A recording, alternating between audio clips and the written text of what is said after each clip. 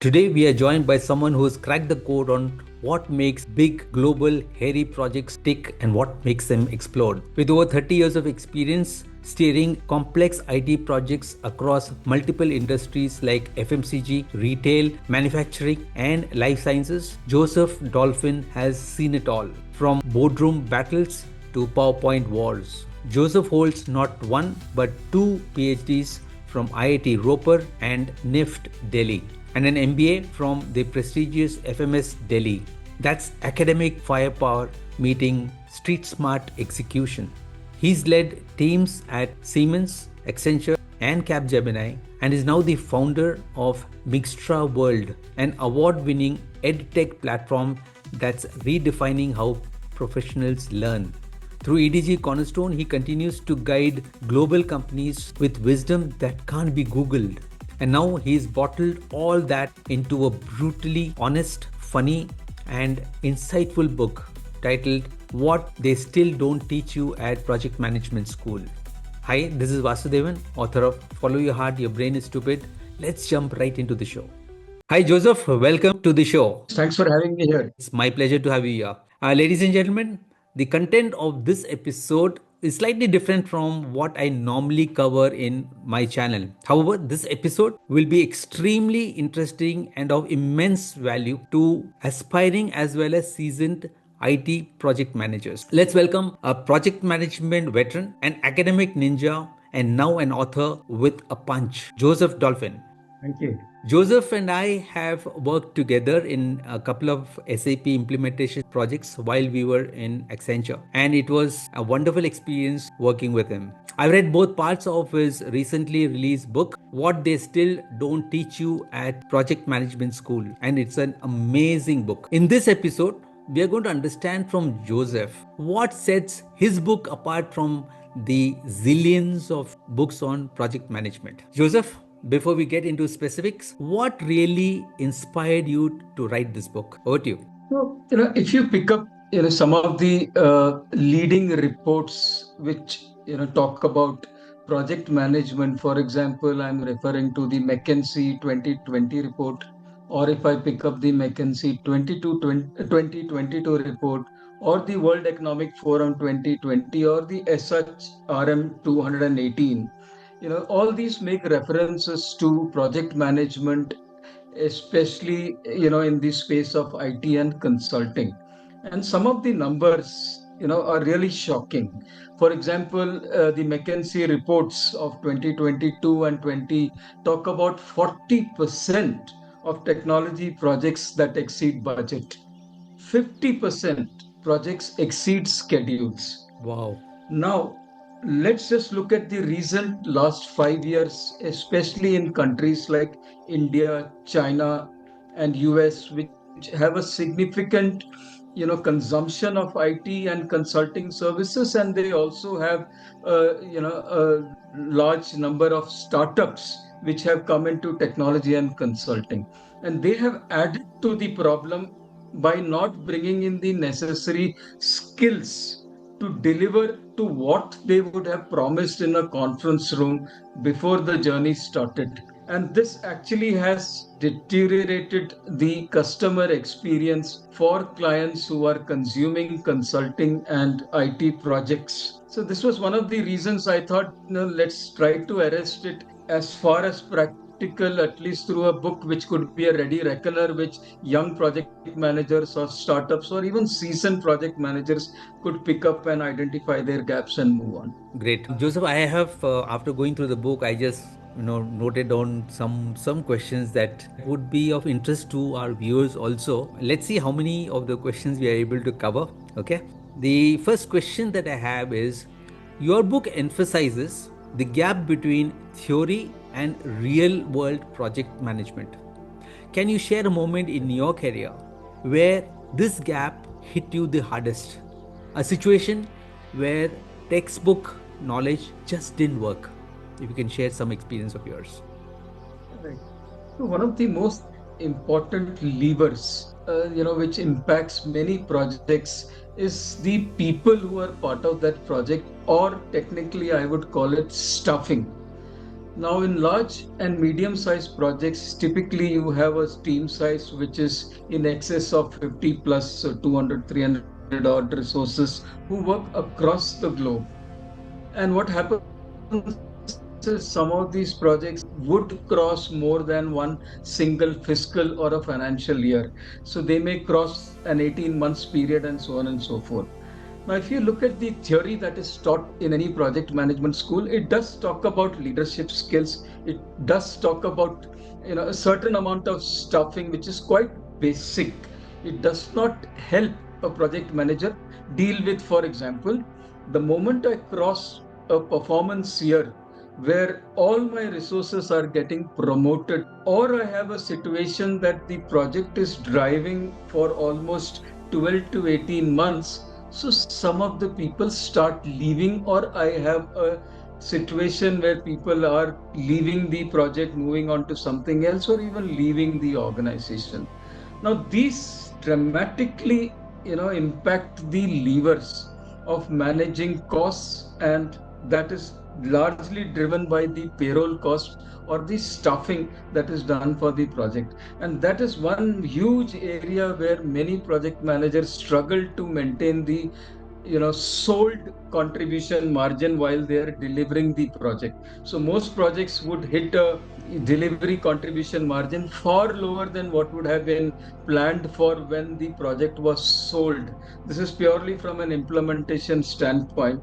And of course, there are impacts on the client side, which we could discuss as we go on. But staffing is one area which I wish we had a full chapter on it in the books or the book of knowledge which we have on project management. Yeah, great. The other question I had for you is, Joseph, in your book, you have included detailed content on project financials and earned value analysis.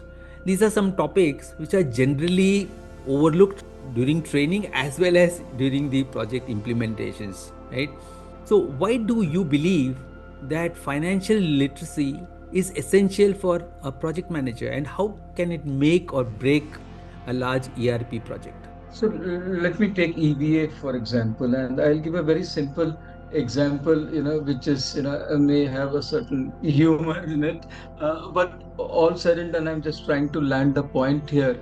For example, one of my favorite questions, which I quiz any prospective project manager who may be seasoned or may just have done one or two projects. My favorite question is, can you tell me what project you are managing and how is it doing? And typically what I see, almost 95% of the project managers getting into a long monologue where they would talk about the various aspects of the project and how externalities are impacting them, how there are certain fragility in the environment in which they are operating from the client side, and so on and so forth. So it's an entire monologue that could go into several minutes, and leaving me or the recipient, to whoever they are addressing and trying to communicate the status, they have to figure out what exactly are we trying to say. Are we on time? Are we on budget? Did he just say that we are not going to go live on time? Right. So this is left to the receiver to come to a conclusion, which in my opinion is definitely not the way a professional who is driving programs, especially large projects or large programs, should respond. There are organizations in the industry, if you are a trained EVA specialist, you would spell out or respond to this question on how is this project doing by just quoting two metrics. My SPI is so much, my CPI is so much. And if you are a trained professional in EVA, very quickly you know whether you're on schedule, whether you're on budget. That is the gap between a 30-second response to what typically happens in the industry, where you're still trying to figure out what are we exactly supposed to understand. Are we on budget, and so on. So this is a real, humorous situation that project managers are not able to communicate effectively how they're doing on a project. And coming to financials, now many projects look at schedule and timelines as a benchmark or as a measure to look at the success of the project, and which I've already said in the beginning, almost 50% don't make it anyways. But there is one important measure which I want to put on table, which is not taught in the project management schools, is something called DVI, Delivery Value Improvement. What is the improvement that the delivery team brought to table? For example, when I started off, my estimated or forecasted budget, contribution margin was 40%. And did delivery erode it or did they add value? So, did we close the project at 45%, which means my delivery value improvement is 5%? That means I added 5% extra contribution margin because of my delivery rigor. Now, these are some metrics which you will only understand and apply if you are strong in project financials. So that's where I strongly feel EVA and financials, if they are there, we are quick to make an assessment, we are quick to measure the success of the project and the project manager. Right, I completely agree with you. Yeah, this is something which many project managers, they don't give it importance, and then they struggle. The project goes out of schedule, out of budget, and then they don't know what to do. Yeah, I think this is a very important point here which you made. Another question to you: could you share with us any experience that you had when a perfect technical solution failed simply because of poor communication or misaligned goals, and how could this have been avoided? Since it is related to technical solution, I would talk about a technicality which usually is overlooked more often purposely by project managers. And that is when I am trying to start the project during the project initiation phase, there are many organizations which request or mandate that the project manager should create what is called a project governance plan. How are you going to deliver the project? And that document or PowerPoint presentation is also shared with the client, and both parties sign off that, okay, if any situation comes up, this is how we are going to do it. So it basically explains the how. Now, the slide that is usually more than often missing in explaining how we will do it is a slide around solution landscape. Solution landscape, as the word suggests, is technical. The project manager needs to be technical, is expected to be technical to draw a solution landscape. A solution landscape would be, for example, if you are doing an ERP project, let's say an SAP project, so you will have a box called SAP written on it, as simple as that, right? Then it talks to something called an time and attendance system, where people or workmen or employees are punching in their time. Then there is another system that connects to customers, there is another system that connects to suppliers, and so on. Now, depending on the size of the project and the complexity of the work, the number of boxes with which you would interact, your core solution will interact, your core technical solution will interact, will increase. And that's where project managers shy away from creating something like this, because the more they go deeper into it, especially in large and complex projects, it zaps away their energies, and they need to actually invest a lot of cognitive skills to put it all together, right? So it is best avoided. Now what happens is this becomes the starting point of the problem.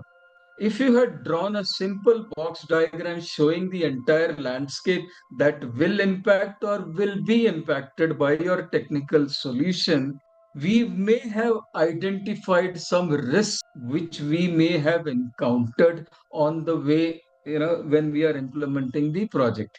Now, to give a classic example, this was a project which I was delivering in the Kingdom of Saudi Arabia, where we had a middleware which we knew from day one is a middleware that is mandated by their CIO office as the middleware where you will write and consume web services. So web services, for the non-technical audiences who are listening to us, is basically a middleware that allows you to talk to multiple systems, right? So we knew what kind of a technology we will use to talk to third party systems. Third party meaning our core solution talking to other systems is the third party solution. We knew this, but it was never documented. The risks were not addressed. And then what happened is the customer decided to go in with a database which we were not looking at. Instead of an SQL database, they went with a DB2. And due to certain technicality in that period of time when we were implementing, a DB2 was not compatible with the middleware which the customer had. And there was a technical clash in the solution which we were giving and their existing landscape. This we would have identified on day one instead of have identifying it 9 months down the line. The project had to be shelved, right? And it was a fantastic project for a telecom organization, but this is what happens when we overlook certain important items like a solution landscape. And this was one example where a beautiful solution just did not go through because of a simple slip by the project manager. In fact, there is a follow-up question on this, and you have covered, I think, part of it. Let me ask that question, and then if you want to add something more, you can add to that. In your book, you have emphasized the role of documents like the project Bluebook and the project governance plan, right? Now, what would you say to those who see documentation as bureaucratic red tape rather than a strategic tool? See, there are two prevalent methodologies of delivering a project. It has to be relevant to the kind of solution we are delivering. So these two methodologies are the waterfall and the agile. Right. If you look at the agile methodology, it says a working software is far more better than looking at documentation. Right? It is largely misinterpreted by many product owners who are the counterparts of project managers in agile projects. So it is misinterpreted, and that is one point about agile projects where documentation somehow takes a back seat. Coming to waterfall, which strongly mandates that you sign off everything, move to the next and move to the next and don't go back. We don't want it to spiral, and it should be like a waterfall.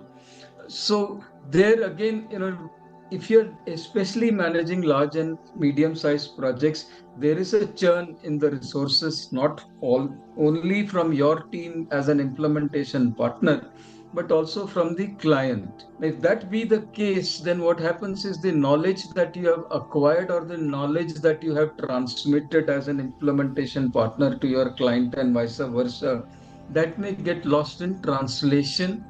And then what happens is people are looking at half-baked documents or they're looking at reference documents which suits their argument. For example, there is a situation of change request where there is a change in scope. Now, the first question both parties should agree is, what do you mean by change? I may pick up a document A and someone else, the client may pick up a document B. Both of them are looking at different reference points when they're having a conversation on what defines a change. Right. So that is where a rigor in documentation, the templates required for document is extremely important, because these are not just deliverables, these are communication tools. It is communicating what I have solutioned, it communicates what are my requirements. So these are communication tools. If the rigor is missing, if that vehicle is not used of creating documents, then everything is, as is where is basis, and whoever has a better argument or a higher decibel level would win the argument, may be cross purpose to the success of the project. Very true. So what you're saying is the project blue book or the project governance plan is an absolute must that you have to have in the project, and we should not think it is some additional job that we are having to do, but this can make or break a project, right? That's the key message that you want to give. Absolutely. Perfect. The other question that I have is, can a shift in mindset from project completion to customer adoption be the game changer IT projects have been waiting for? For example, I've seen many SAP implementations that have happened.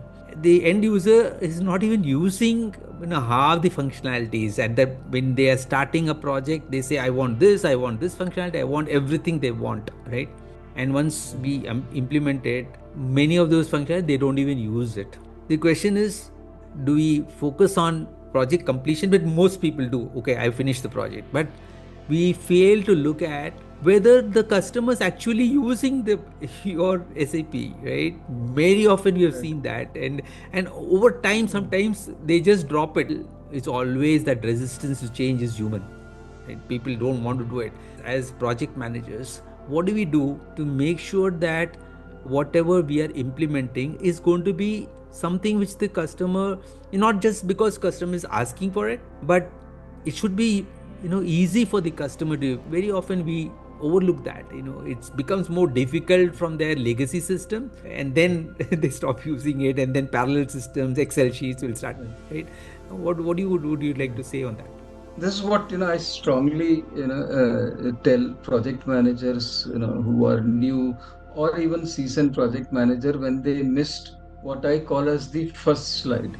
The first slide, which is very very important when you're starting a project, and that slide finds its place in a meeting called a kickoff meeting, which is the first time when the client team and the project team or the implementation partner meet in a large conference room, and there is a small presentation that is flashed on the TV screen or on the projector screen, and that is the kickoff deck. The kickoff deck, very first slide, which is what I call the first slide, is that of project objectives. Writing project objectives requires both the parties to have a maturity in translating the stakeholder needs and drivers into measurable items which the team can understand. So, what would typically have happened in a large project like SAP, the entire journey would have started for the client almost a year prior to the actual start of the project, with someone within their organization creating a business case for it, and then the organization or the key stakeholders or the board putting money on the table. So there is a business case that is created which gets forgotten when we start the project. But the project manager, especially from the implementation side or the implementation partner, must bring it on the table and request the client to work with them to create that one slide and translate that business case into project objectives which are measurable. That is number one. It should be easy to understand, easy to measure. For example, it should not have statements like, I will implement this product and it will lead to a reduction in inventory. Now, reduction on inventory could be 1%, it could also be 20%. What is it that we are expecting out of this system as a success criteria? So, we need to be very clear and reword it by saying decrease in inventory carrying cost by, let's say, 10%. That is point number one. So, that has to be there on the slide. Now, let's just jump to the end of the project. End of the project manager from the implementation side is presenting that we have completed this project. The first slide he should present is the same project objective slide, and now he should say that this is what were the objectives, where are we on it. Now, here you need a certain amount of maturity and understanding this. For example, inventory management or carrying cost needs to be reduced by 10%. By implementing an ERP solution, for example, when we go live, when we complete the project, inventory carrying costs will not go down by 10%. So, what has happened? What have we delivered? What we have done is we have enabled that benefit, meaning I have done the requisite configuration and customization or development, whatever the terminologies we use depending on the software we have implemented, that has all been put in place. So, as an implementation partner, my assessment of the project objective is it has been enabled, but I cannot own this delivery of reduction of 10% because that will happen over a period of 18 months. It has to be therefore owned by the team from the client side. So these are two aspects. One is defining measurable objectives. Second is who owns it. If we bring in that rigor, automatically one would see that solutions will, you could clearly justify whether the project was a success or not. If I may add one more finer point, in the academia over the last few years, there has been a significant shift to practice called service dominant logic, which says that no corporation, no organization can deliver value. They can only talk about value proposition. Value is delivered only when the customer uses it. So the terminology now that is used is value in use. Okay. So the value would be realized or not when I am using it. So it is extremely important, as you had rightly mentioned, project completion definitely is not the place to stop. We need to have a mechanism of tracking whether project objectives have been met or the benefits have been met after implementation, adopted, used, and being championed by the users. Absolutely. I completely agree. Okay, there's one more question that I have. See, many listeners of this podcast would be aspiring or even seasoned project managers. What are two mistakes you hope that your book will help them avoid? So the first one is a document which I strongly believe all project managers must invest at the beginning of the project, and that is called the project governance plan. There are large organizations which have a practice of doing it and it is mandated, but significant number of organizations outside this couple of tier 1 companies or some few with rigor, the 95% of organizations avoid creating this document. This is damaging not just for the client, it is also damaging for your own team, because this document answers how we are going to deliver. So typically all project managers focus on the management side of project in terms of managing scope, quality, effort, risk, timelines, and so on. But what is overlooked by the entire team or the organization is the governance aspect. And PGP is a strong governance tool which allows you to document how we are going to deliver. For example, if I have an issue on the project related to management topic or related to a technical topic, related to an infrastructure topic, who do I call? What is my first level of escalation? Or do I open my drawer, pick up the first visiting card which I can see, and call up vice president or the CEO of the client, and he's wondering why am I getting a call? Right. Right. So a simple task like an issue, who do you call? The escalation metrics and many such topics are covered in the PGP, tells you how, not just to the client team, but also to your project team. The second thing which has been a philosophy for me when as a project manager is a very well constructed statement which goes something like this, what gets measured gets noticed. What gets noticed gets improved. What gets improved gets rewarded.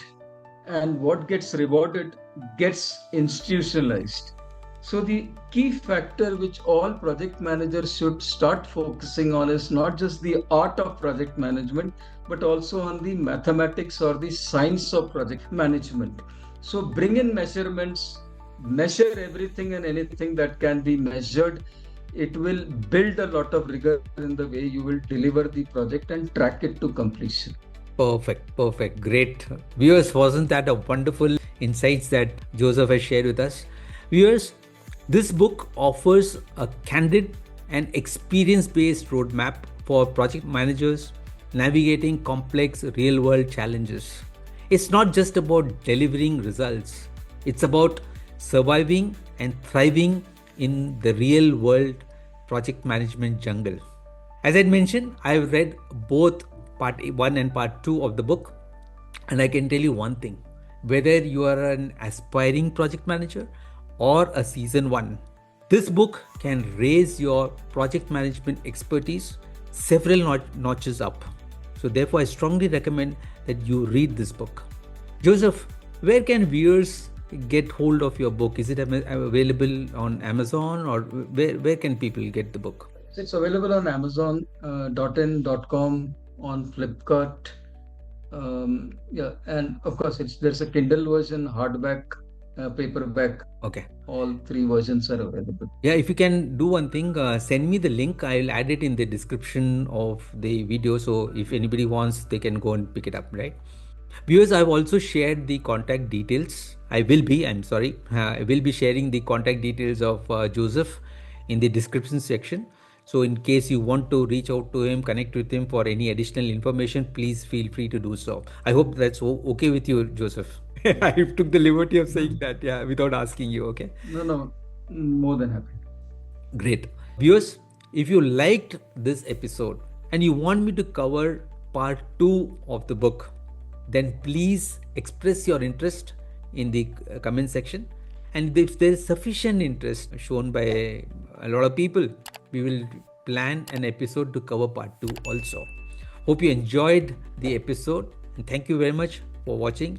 Bye bye. Joseph, thank you very much for joining us today. Bye bye.